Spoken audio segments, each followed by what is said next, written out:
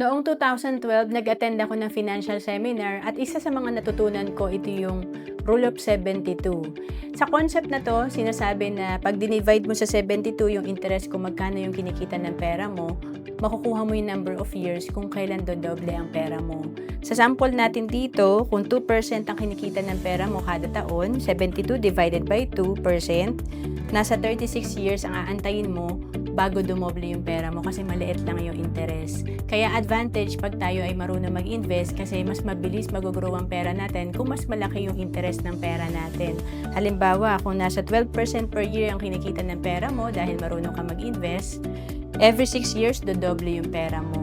So again, ano bang gusto natin matagal? 36 years or every 6 years? Sa sample natin dito, kung nakakapag-ipon ka ng 10,000 per month at nilagay mo lang to sa bangko or sa savings account na kumikita ng 0.25%, ito ay nasa 2.4 million lang. Pero kapag ikaw ay marunong mag-invest, kagaya na kumikita ng 12% per year, ito ay nasa 8.65 million after 20 years. At kung naghahanap ka kung saan ka pwede mag-invest, pwede ka sa Kaiser. Ito rin yung sinimulan kong savings program noong 2012. To know more about Kaiser, message mo lang ako sa FB, Roan Celis Capistrano.